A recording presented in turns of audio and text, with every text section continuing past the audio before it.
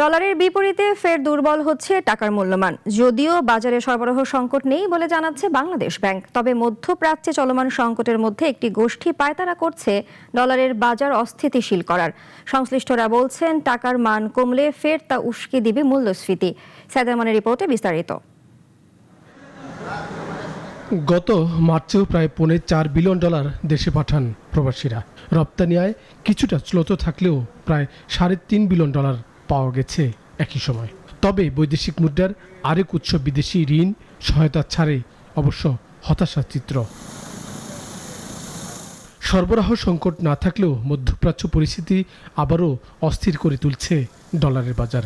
মজুতে বড় কোনো টানাপোড়েন না থাকলেও খোলা বাজার ও ব্যাংক দুই চ্যানেলেই দাম কিছুটা বেড়েছে, ফলে দুর্বল হচ্ছে টাকার মূল্যমান। যদিও কিছু ব্যাংক কারসাজির পায়তারা করায় তাদেরকে সতর্ক করা হয়েছে।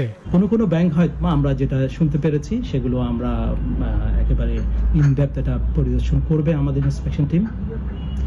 তারা কিছু গ্রাহককে এটা বলছে যে সামনে বাড়তে পারে, আপনারা আগে থেকেই সেটা এটা ফরওয়ার্ডে সেগুলোকে সেল করছে, অর্থাৎ গ্রাহককে বলছে এটা কেনার জন্য, কিন্তু এটার এগেনস্টে কোনো প্রকার ওরা বাইং রাখছে না।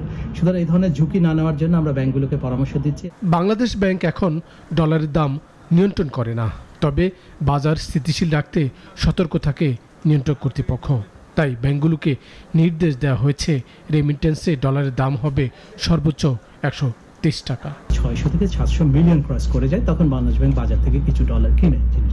তো সেটা কেনা হয় না। বর্তমানে নেট ওপেন পজিশন প্রায় 1 বিলিয়ন, অর্থাৎ বাজারে পর্যাপ্ত রয়েছে। তৎসত্ত্বেও কিন্তু বাংলাদেশ ব্যাংক কোনো ডলার কিনছে না। ডলারের দাম বাড়লে সবচেয়ে বড় ফায়দা হয় রপ্তানিকারকদের। বিজিএমইএর একজন নেতা অনানুষ্ঠানিক কৌশলে কেন্দ্রীয় ব্যাংকের সঙ্গে টাকার অবমূল্যায়ন নিয়ে বৈঠক করে এখন সন্দেহের চোখে।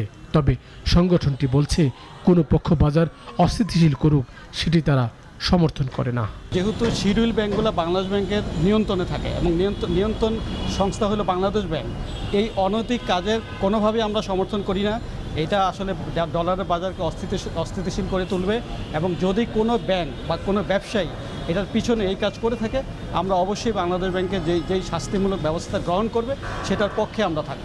এদিকে খোলা বাজারে ডলারের দাম 126 টাকা ছাড়িয়ে গেছে, যদিও ব্যাংকিং চ্যানেলে এখনও তা কিছুটা কম। কার্যত দাম বাড়ে কয়েকটি ব্যাংক বাড়তি দামে ডলার কেনার ফলে। ডলারের দাম বাড়লে আমদানি ব্যয় বেড়ে হাওয়া লাগে মূল্যস্ফীতিতে।